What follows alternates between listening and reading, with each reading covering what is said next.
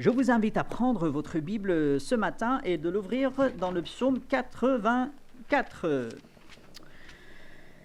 84, nous avançons petit à petit à travers ce livre des psaumes, tous ces différents chants que nous regardons.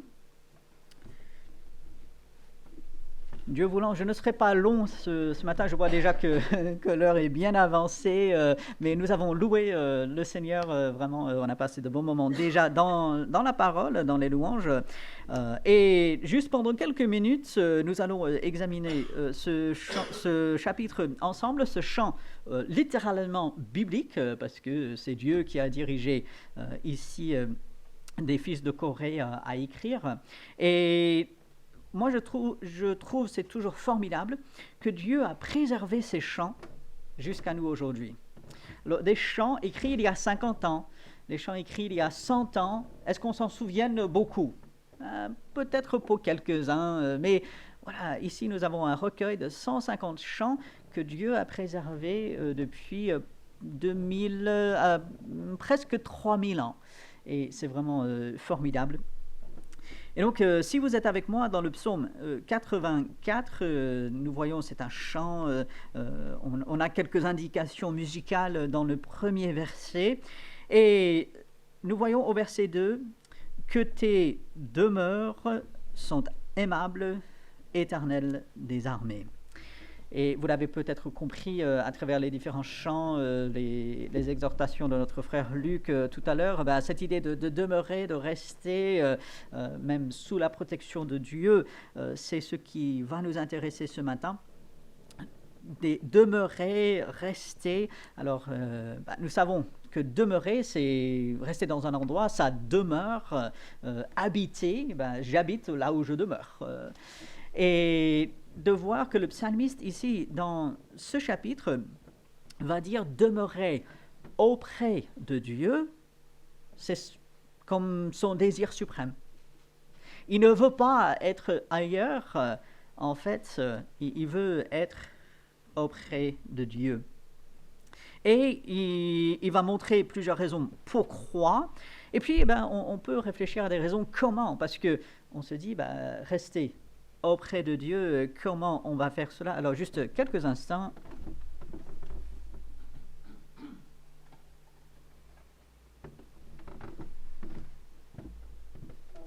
Voilà. En espérant qu'on n'aura plus le bruit. Mais vous n'aurez plus les haut-parleurs non plus, mais ça, c'est pas grave. Alors, demeurer auprès de Dieu, on se dit, mais comment? Parce que Dieu, il est invisible, il n'a pas, il n'a pas de lieu précis.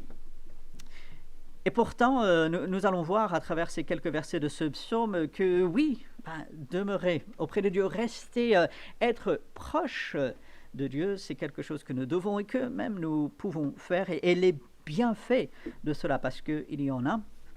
J'espère que vous en êtes convaincus, que peut-être ce sera tout simplement un rappel, mais les rappels sont importants, nous avons tendance à oublier.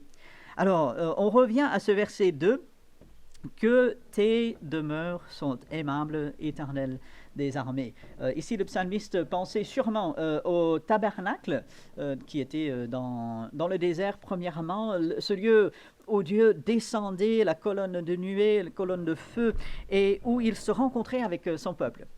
Et puis plus tard, le temple, cet édifice, ce bâtiment construit pour accueillir l'arche de l'Alliance et tous les sacrifices envers Dieu, tes demeures sont aimables, éternel des armées. Est-ce que nous voyons, lorsque nous allons à la rencontre de Dieu, pas simplement dans un lieu spécifique, comme ce matin, vous êtes là ce matin, c'est très bien, vous avez fait un bon choix ce matin, mais ce n'est pas simplement ici, on va dire, le temple de Dieu. Parfois, on va parler du bâtiment de l'église comme temple. C'est peut-être pas tout à fait un langage approprié, mais ce n'est pas simplement aller, par exemple, dans le bâtiment de l'église, ce n'est pas aller dans un endroit spécifique, c'est aller là où est Dieu.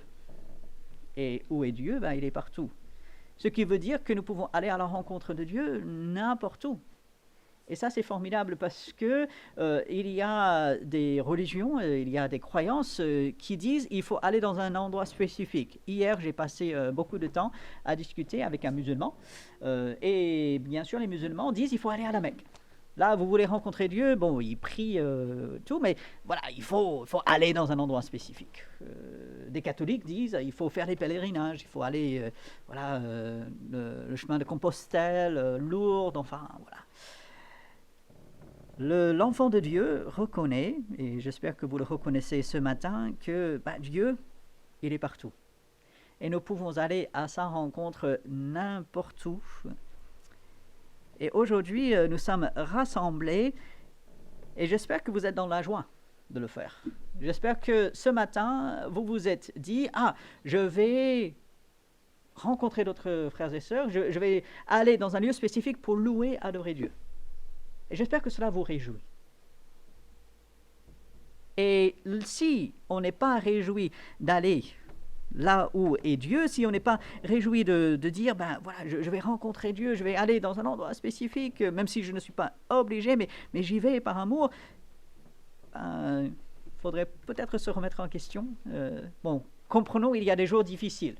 Okay? Même des pasteurs ont des jours difficiles, ne croyez pas le contraire. Okay? Ma femme pourrait vous le dire. Okay?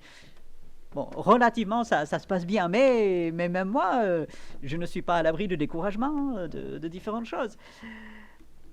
Et du coup, d'aller avec cet esprit, oui, Dieu, je veux être là, je suis dans la joie.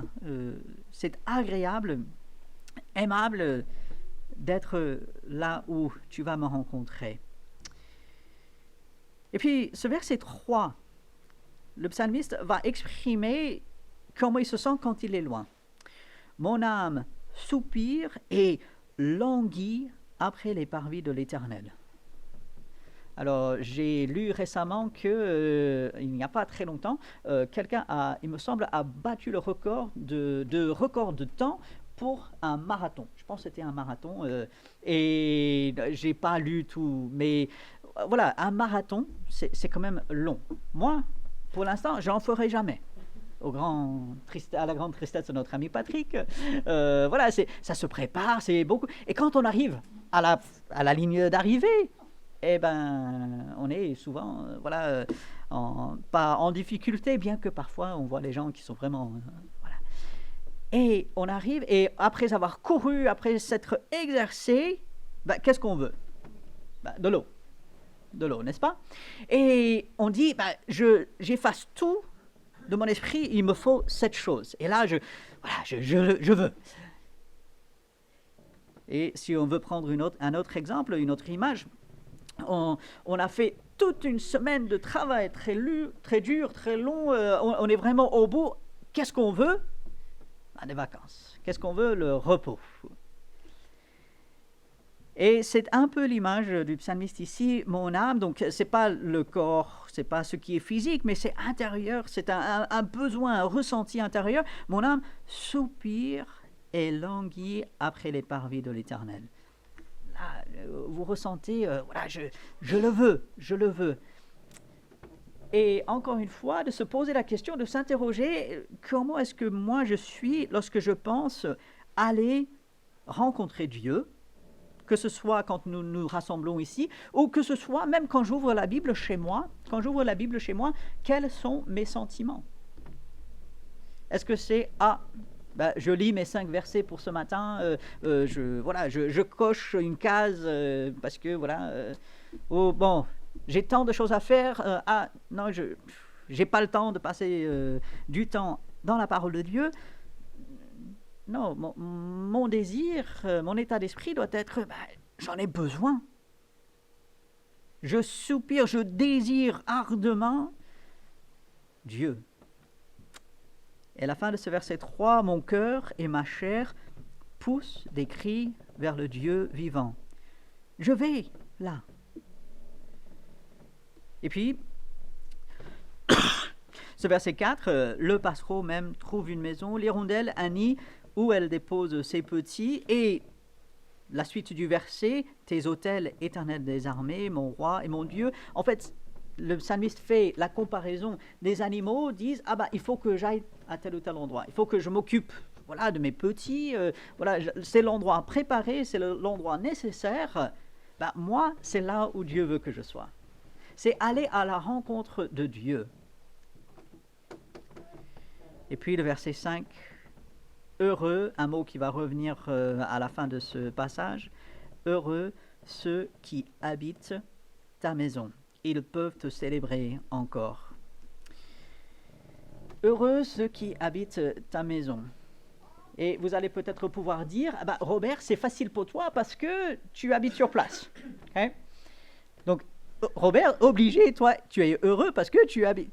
En fait, non, mettons ça de côté parce que ce n'est pas le bâtiment qui fait la chose. Non. Ce n'est pas parce que on est sur place, même ce n'est pas parce que on vient ici régulièrement. Encore une fois, où est Dieu? Est-ce qu'il est chez vous? Est-ce qu'il est chez moi? Oui, mais Dieu, il est partout. Et ceci, cette phrase, heureux ceux qui habitent ta maison, qui habitait le tabernacle, qui habitait le temple, en fait, c'était que un groupe de personnes. C'était des Lévites, des prêtres. Donc eux, ils étaient sur place tout le temps. Les autres, ils venaient par moments et ensuite ils repartaient. Et le psalmiste reconnaît ceux qui sont là où est Dieu, ils sont privilégiés. Mais rappelons-nous ce que Pierre, il va dire dans sa première épître. Pierre va dire, Dieu a fait de nous un royaume de sacrificateurs. Nous sommes devant Dieu, chacun prêtre. Et ainsi, il n'y a plus de partage. Ici, heureux ceux qui habitent ta maison, ça peut être chacun d'entre nous. Si on est enfant de Dieu, si on a placé sa confiance en Dieu pour le salut, on est auprès de Dieu. Et là, nous sommes heureux. Est-ce que vous vous sentez heureux ce matin? Parce que heureux, bonheur, ça dépend des circonstances. Parfois oui, parfois non. Il y a des choses désagréables par moment, on apprend une nouvelle. Mais n'empêche que heureux ceux qui habitent ta maison, heureux ceux qui sont là où Dieu est, voilà. Et qu'est-ce qu'ils font? Ils célèbrent encore. Que je sois chez moi, un peu dans la solitude, quand les pensées tournent dans ma tête, quand je ne sais plus trop quoi faire, quand je suis déstabilisé, quand je n'ai pas les réponses, quand je suis découragé, là, je peux quand même célébrer Dieu. Je peux dire, merci Seigneur, gloire à Dieu. Je peux aller vers Dieu. Et puis, verset 6, heureux, donc encore, heureux ceux qui placent en toi leur appui, ou on peut dire leur confiance. Ceci va arriver à la fin de ce chapitre, si vous regardez verset 13. Heureux l'homme qui se confie en toi. Nous cherchons la tranquillité, nous cherchons la paix, nous cherchons le bonheur. On dit que ça se passe bien. Laissez-moi tranquille, je veux souffler. Comment le faire? Faire confiance à Dieu. Oui, mais vous allez dire, mais Robert, c'est trop facile. C'est Dieu qui le dit, alors voyez ça avec lui. Alors la confiance, oui, ça, dans un sens c'est facile, mais réfléchissez à cette semaine dernière. Est-ce que vous avez eu une période, un moment, une circonstance qui vous a perturbé? Moi, j'en ai eu. Croyez-moi, j'en ai eu. Et est-ce qu'il y a eu des choses qui sont arrivées qu'on n'a pas compris?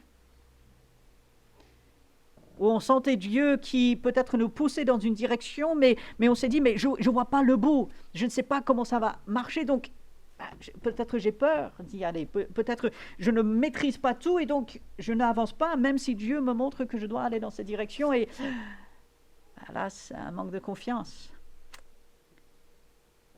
Heureux ceux qui placent en toi leur appui. ce roc, cette forteresse dont nous avons chanté tout à l'heure, ce roc séculaire. Alors, je ne sais pas si vous connaissez ce mot. Moi je ne le connaissais pas jusqu'à ce que j'aille dans le dictionnaire. Alors, séculaire, l'idée, c'est là depuis des siècles, en fait. C'est quelque chose qui est très ancien, qui remonte, et du coup, un roc séculaire, c'est un rocher qui est là depuis très longtemps, sur lequel on va pouvoir s'appuyer. Et du coup, on voit que lorsque on place en Dieu notre foi, notre confiance, lorsque nous nous appuyons sur lui, là, Dieu intervient. Là, Dieu va agir. Là, Dieu va rendre heureux.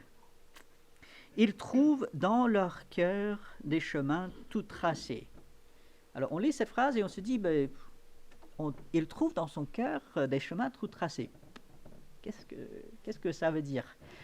En fait, c'est Dieu qui donne sagesse. C'est Dieu qui nous montre ce que nous devons penser. C'est Dieu qui nous montre ce que nous devons faire. Parce que si nous nous appuyons sur notre propre sagesse, on va peut-être se tromper. On va passer à côté peut-être de certaines choses. Mais quand on a Dieu pour appui, qu'est-ce qui va se passer? Dieu, il va éclairer. Dieu, il va dégager le chemin. Pas besoin d'enjamber des arbres sur la route. Pas besoin de faire des détours. Non, Dieu, il va tracer le chemin. Parce qu'on se confie en lui. Et de se poser la question, est-ce que c'est notre expérience? Déjà, est-ce qu'on appartient à Dieu par Jésus-Christ? Est-ce qu'on est sauvé? C'est ça la plus grande chose. Mais si nous sommes enfants de Dieu, est-ce que nous pouvons nous identifier à cette expérience? Dieu, je me confie en toi. Tu agis, tu réponds, tu pourvois. Comme on a entendu ce matin déjà, gloire à Dieu. Mais est-ce que c'est l'expérience normale, régulière? Ou est-ce qu'on se laisse aller parfois à la peur, aux questions? Est-ce qu'on essaie de régler les choses par nous-mêmes et en fait on s'éloigne de Dieu? Alors que Dieu veut que nous soyons proches de lui, qu'on demeure, qu'on reste près de lui. Les soucis de la vie peuvent très facilement et très rapidement nous éloigner de Dieu. Des situations frustrantes, des gens frustrants, parce que, croyez-moi, il y en a. Okay? Et la plupart d'entre eux sont derrière le volant. Okay? Vous le savez, moi, je supporte pas des mauvais conducteurs, parce que moi, je suis un bon conducteur, comme vous. Hein. Mais lorsque on est dans la frustration, donc ça, c'est pour une chose qui n'est vraiment pas grave, mais lorsqu'on est devant des choses, on ne maîtrise pas. On subit, on nous impose, et là, qu'est-ce que je fais de Dieu? Qu'est-ce que je fais de Dieu? Est-ce que je crois toujours qu'il est puissant? Est-ce que je crois toujours qu'il va pourvoir? Est-ce que je crois toujours qu'il va me diriger pas à pas dans ma vie? Et c'est là où nous arrivons au verset 7. Et selon la traduction que vous avez, vous voyez ceci peut-être un peu plus clairement, mais verset 7 commence en disant « Lorsqu'il traverse la vallée de Baca ». Et là, vous allez vous dire très bien, bon, une vallée quelque part qui a un nom, ok, super. Mais la vallée de Baca, c'est quoi? Et vous avez peut-être, selon la traduction, vallée des pleurs. Okay? Et ici, ça nous rappelle Psaume 23, « Si je marche dans la vallée de l'ombre de la mort, tu es avec moi. » Si on marche ou on traverse la vallée de Baca, la vallée des pleurs, vous savez, Dieu, il nous a fait avec un corps qui est capable de pleurer. C'est pas pour rien. Pleurer, c'est pas toujours une mauvaise chose. Pleurer, c'est parfois la réaction normale à des difficultés, à des choses qui font mal. Ben, si vous tapez avec un marteau et puis vous vous tapez sur le doigt, là, on va grimacer et selon comment on s'est tapé, ben, on va peut-être pleurer. Donc ça, c'est quelque chose de physique, mais même émotionnel. Des choses émotionnelles peuvent nous faire pleurer. Rien de mal à cela. Dieu, il nous a fait avec un corps capable de pleurer. Il nous a fait avec des émotions, des choses qui nous touchent. Et puis, parfois, on est dans la vallée, et comprenez bien, c'est la vallée, c'est pas la montagne. Hein. La vallée, c'est profond, c'est en bas. La vallée des pleurs. Et gloire à Dieu, on n'est pas toujours là, mais est-ce qu'on peut être honnête ce matin, les uns avec les autres? Parfois, on est dans cette vallée de pleurs. On ne comprend pas ce que Dieu est en train de faire. On ne comprend pas pourquoi il n'a pas agi plus tôt. On ne comprend pas pourquoi il n'a pas fait ceci ou cela, ou il n'a pas montré telle ou telle chose. On ne comprend pas pourquoi il n'a pas encore répondu à telle ou telle prière. Et on pleure. Jésus lui-même, il a pleuré. Il n'était pas exempt des pleurs, de la tristesse. Lorsqu'on traverse la vallée des pleurs, la vallée de Baca, alors, je veux relever ce mot traverser. Alors, qu'est-ce qui se passe quand on traverse? Ben, c'est-à-dire, on est de passage. On n'y reste pas. On va demeurer auprès de Dieu. La demeure de Dieu est agréable et est aimable. Là, on va rester près de Dieu. Mais la vallée des pleurs, on y passe. Et j'aimerais vous encourager avec cela. Lorsque nous sommes dans des moments de tristesse, lorsque nous sommes dans des moments de doute, peut-être de bouleversement, de questionnement, comprenons que c'est une traversée. Ce n'est pas quelque chose qui va durer. Si on est enfant de Dieu, Dieu agira. Lorsqu'il traverse la vallée de Baca, qu'est-ce qui se passe? Il la transforme en un lieu plein de sources, et la pluie la couvre aussi de bénédictions. Dieu transforme, Dieu change, Dieu agit. Est-ce que vous en êtes convaincus? Est-ce que vous pouvez penser à un moment dans votre vie où effectivement il y avait des pleurs, il y avait de la tristesse, des émotions, et puis Dieu il a agi et vous avez pu dire gloire à Dieu. Vous avez pu célébrer Dieu.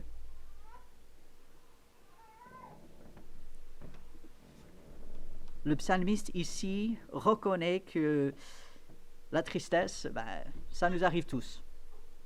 Les choses que nous ne comprenons pas, que nous ne maîtrisons pas, que nous ne gérons pas, ça va arriver.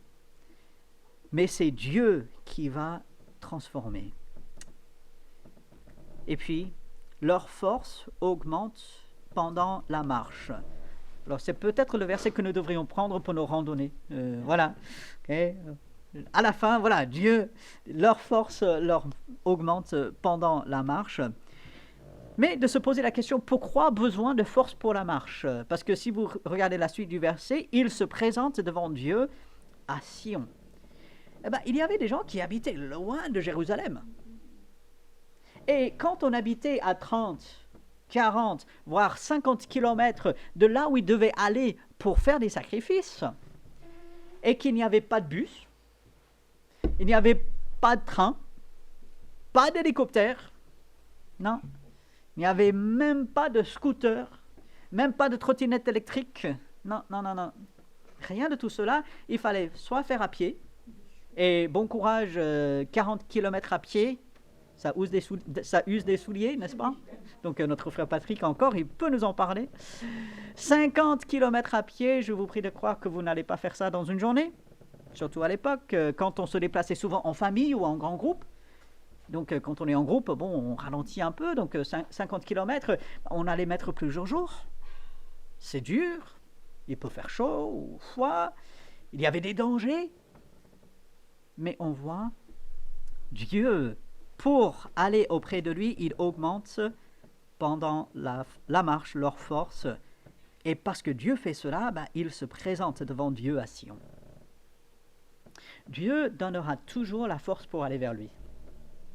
Parfois, nous, on n'a pas la force.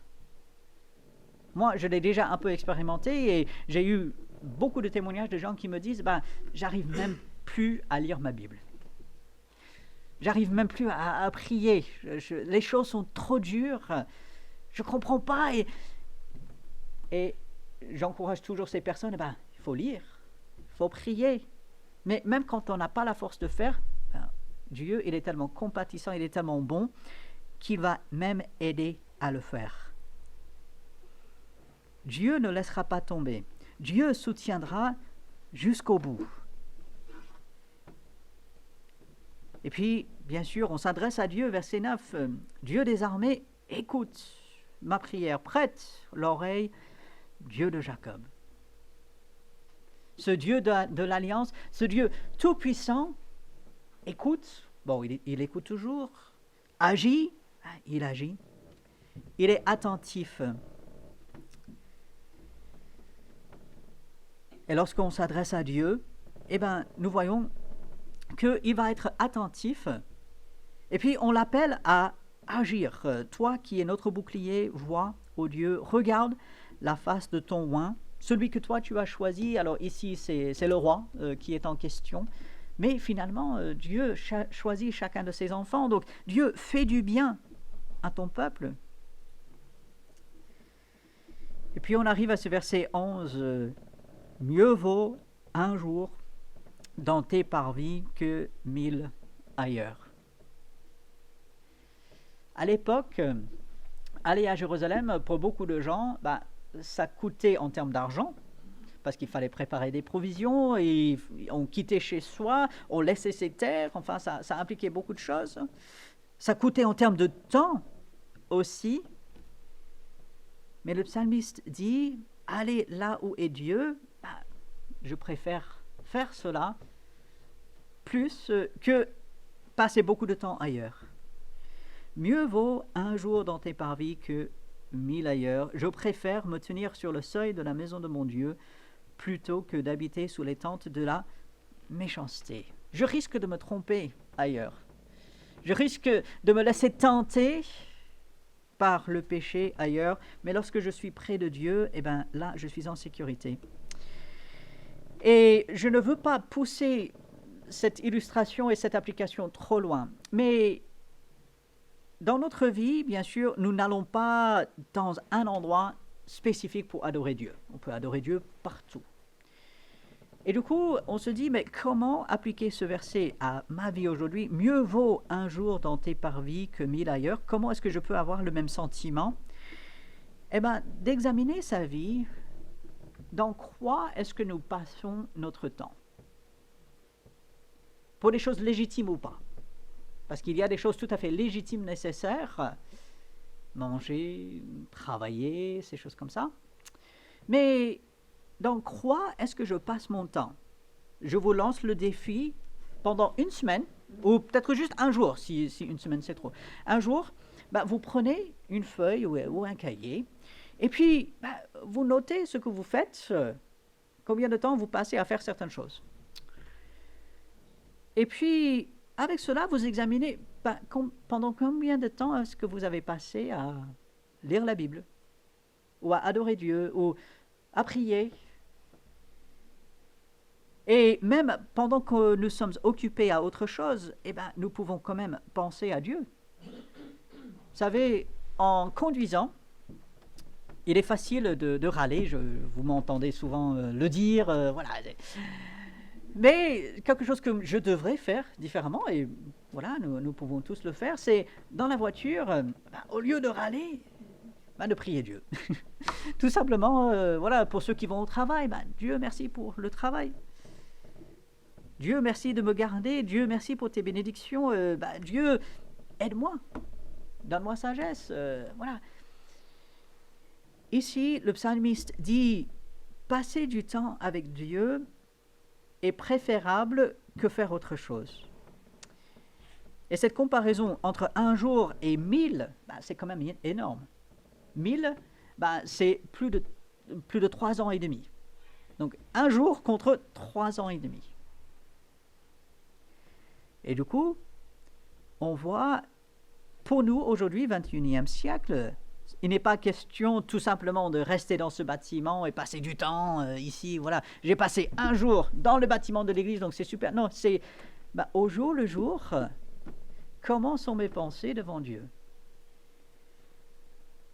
Au jour le jour, combien de temps est-ce que je passe dans la parole de Dieu et combien de temps est-ce que je passe à méditer cette parole?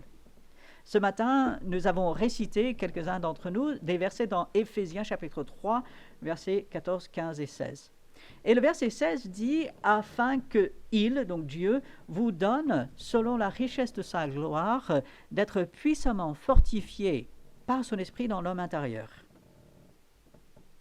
Combien de temps est-ce que je passe à réfléchir là-dessus dans la semaine? De prier que moi, je sois puissamment fortifié par l'Esprit de Dieu dans mon homme intérieur. Parce que je peux lire le verset, ça prend 15 secondes, mais après. Et est-ce que je préfère passer du temps avec Dieu que faire autre chose? Alors, comprenons bien, Dieu n'est pas contre les loisirs. Hein? Jésus, il est allé un peu partout, il savait se détendre, il savait faire toutes sortes de choses. Donc Dieu n'est pas du tout contre des loisirs. Mais lorsque je réfléchis, combien de temps est-ce que je consacre à Dieu? C'est une bonne question qu'il faut souvent se poser. Et là, nous arrivons à la fin de ce chapitre parce que, bien sûr, Dieu, il faut rester près de lui parce que il est Dieu de l'alliance. Il mérite qu'on aille vers lui, il le veut, il nous commande même de le faire. C'est tellement logique, c'est agréable. Et puis, on peut le faire à tout moment. On peut le faire chez soi, même quand on est ensemble, même si on est plusieurs. Mais on voit dans le verset 12, « L'Éternel Dieu est un soleil et un bouclier. » Un soleil qui éclaire, un soleil qui dirige. Le soleil, il nous aide à marquer le temps. Le soleil fait plein de choses. Dieu, il est ce soleil. Et puis un bouclier. Protection. Comme nous avons chanté, mon Dieu protecteur, c'est Jésus le Rédempteur. Oui, Dieu, il est ce soleil. Il est cette protection, et on peut rappeler Éphésiens chapitre 6, cette armure, les armes de Dieu. Prenez toutes les armes de Dieu afin de pouvoir tenir dans les mauvais jours. L'Éternel donne la grâce et la gloire. C'est formidable. Dieu, il ne donne pas des miettes, il ne donne pas juste, petite chose, non, il donne sa grâce à tout moment. Pour chacun, sans exception. Il donne la grâce et la gloire. Souvent, on va dire que l'Ancien Testament, c'est la loi. C'est dur, c'est, fais ceci, ne fais pas cela. Oui, Dieu a donné la loi, mais Dieu donne grâce aussi. Grâce et gloire. Et lorsque nous vivons près de lui, lorsque nous passons du temps dans nos pensées à réfléchir sur Dieu, sur qui il est, nous serons capables aussi de manifester cette grâce et cette gloire envers les autres. Parfois, nous pouvons être trop durs avec les gens qui nous entourent. Le monde nous pousse à la dureté. Faut s'armer, il faut mettre sa carapace. Non, Dieu, lui, il donne grâce et gloire et il veut que nous le fassions également. Il ne refuse aucun bien à ceux qui marchent dans l'intégrité. Ah, mais Robert, attention, là, parfois je ne marche pas dans l'intégrité. Dieu, il va me priver de ses biens parce que je ne marche pas complètement comme il faut. Non, heureusement. Parce que ça voudrait dire que ça dépend de nous. Et ce n'est pas le cas. Qui marche dans l'intégrité, c'est l'enfant de Dieu. Alors bien sûr, ça ne veut pas dire qu'on ne se trompe pas. Oui, parfois on se trompe. Mais voilà pourquoi il y a pardon. Voilà pourquoi il y a la grâce de Dieu. Celui ou celle qui marche dans l'intégrité, c'est la personne qui a accepté Jésus-Christ comme son sauveur. Cette personne qui a été lavée de ses péchés par le sang de l'agneau. Celui qui a été transformé c'est Dieu finalement qui aide à marcher dans l'intégrité, et parce que c'est Dieu qui fait cela, bien sûr, il ne refusera aucun bien à un de ses enfants. Si vous croyez que les bénédictions de Dieu dépendent de votre attitude, de vos actions, ben, vous êtes encore sous la loi. Vous êtes encore sous le dur joug, le fardeau lourd que Jésus est venu enlever. Alors attention, Dieu attend de nous une certaine conduite. Ceci ne veut pas dire qu'on peut faire n'importe quoi. Mais si nous croyons que les bénédictions de Dieu s'obtiennent uniquement parce que nous faisons exactement ce qu'il veut, on passe à côté. Nous sommes intègres devant Dieu, non pas parce que nous sommes parfaits, mais parce que Jésus a été parfait à notre place. Dieu nous bénit malgré même, et en dépit même parfois de nos manquements, de nos fautes. Et ce n'est en aucun cas une excuse pour le péché ou quelque manquement que ce soit. Mais Jésus, il est venu apporter un fardeau léger, un joug doux. Et lorsque on reste près de Dieu, lorsque on pense à lui, lorsque par sa grâce, il nous fortifie, c'est Dieu qui nous garde intègres. Et nous pouvons dire, moi je marche dans l'intégrité, alors Dieu, il va agir. En son temps, de ses manières, bien sûr, je ne peux jamais forcer sa main, mais il le fera. Et voilà pourquoi le psalmiste peut terminer ce chapitre en disant « Éternel des armées », celui qui contrôle tout, celui qui maîtrise tout, celui qui parle et les étoiles apparaissent, celui qui dit paix, que la paix arrive, et ça arrive, celui qui a parlé et le monde est venu à l'existence, celui qui fait tourner les planètes dans l'espace, l'Éternel des armées, heureux l'homme qui se confie en toi. Et on peut poser la question, est-ce que vous voulez vous confier en Dieu?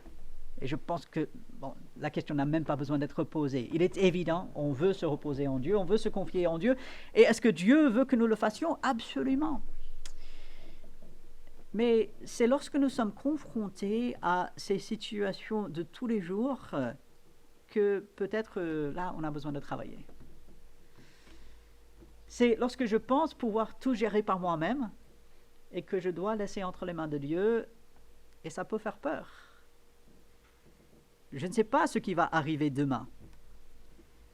Et quelque part, heureusement, parce que je pense qu'on aurait trop peur. Si on savait ce que demain réserve, on aurait trop peur. Je me confie en Dieu en ce moment. Et puis, quoi qu'il arrive demain, je me confierai en Dieu. Je suis entre ses mains si je suis son enfant. Et il me donne la possibilité de demeurer, de rester près de lui. Pourquoi est-ce que j'irai ailleurs? Pourquoi est-ce que je passerai mon temps avec autre chose que Dieu lui-même? Pourquoi est-ce que je remplirai mon esprit, mes pensées, des troubles de ce monde? Alors, Dieu ne veut pas que nous soyons ignorants, comprenons. Nous vivons dans un monde et nous sommes affectés par ce qui se passe dans le monde, mais pourquoi est-ce que je remplirai mon esprit de ce monde alors que j'ai la parole de Dieu? Alors que j'ai une relation avec Dieu à qui je peux prier et qui m'entend et qui va agir pour moi. Alors que nous lisons ce chapitre, je suis convaincu que Dieu veut que nous nous examinions. Est-ce que je peux m'identifier au sentiment du psalmiste? Je désire, j'aspire, je soupire, je désire ardemment être avec Dieu, penser à lui. Et puis, je désire par-dessus tout à lui faire confiance. Je n'arrive pas à tout gérer, je ne peux pas tout contrôler, je ne peux pas tout prévoir, je ne peux pas tout faire, mais Dieu, lui, il peut. Alors, je me confie en lui. Ce qui est formidable, c'est que nous pouvons être comme le psalmiste ici. Ce n'est pas juste l'idéal hors d'atteinte, non. C'est possible aujourd'hui, 23 avril 2023, et demain, et après-demain, cette confiance en Dieu. Et du coup, la prochaine fois que vous êtes tenté d'avoir peur, la prochaine fois où vous êtes tenté de, voilà, vous embrouiller un peu dans les questions et tout, je vous encourage, prenez un instant, cette pause que nous voyons quelquefois dans ce pause. On se pose, Dieu, est-ce que je te fais confiance en ce moment? Je veux le faire, aide-moi. Et c'est justement en faisant appel à son aide qu'il nous aidera. Qui nous relèvera, qui dirigera. Et du coup, pendant quelques instants, comme nous avons l'habitude de faire, nous allons passer quelques instants dans le silence, dans une prière interne, pour réfléchir sur ces choses, pour demander l'aide de Dieu. Alors, prenons quelques instants dans le silence et après ces instants, je prierai pour terminer cette partie. Notre grand Dieu, nous élevons notre voix vers toi parce que nous savons que tu nous écoutes. Tu prêtes l'oreille à nos supplications et nous venons vers toi pour demander ton aide. Nous sommes insuffisants pour ces choses. Nous sommes parfois maladroits, nous sommes parfois pas comme tu veux. Fortifie-nous, Seigneur. Tu es digne de notre confiance, tu es notre rocher, tu es la forteresse, tu es avec nous à tout moment. Merci pour ta présence, merci pour ton secours, merci pour ta puissance que tu déploies pour nous. Aide-nous, Seigneur, à te faire confiance, à passer du temps régulièrement avec toi, de penser à toi dans la journée, jour après jour. Rappelle-nous ces choses, Seigneur, aide-nous, nous faisons appel à toi. Et c'est en ton nom que nous prions. Amen. Je vous laisse avec trois versets dans Nombre chapitre 6. Que l'Éternel te bénisse, donc chacun individuellement, qu'il te garde, que l'Éternel fasse luire sa face sur toi et qu'il t'accorde sa grâce, que l'Éternel tourne sa face vers toi et qu'il te donne la paix. Allez avec la paix de Dieu, saluez-vous les uns les autres.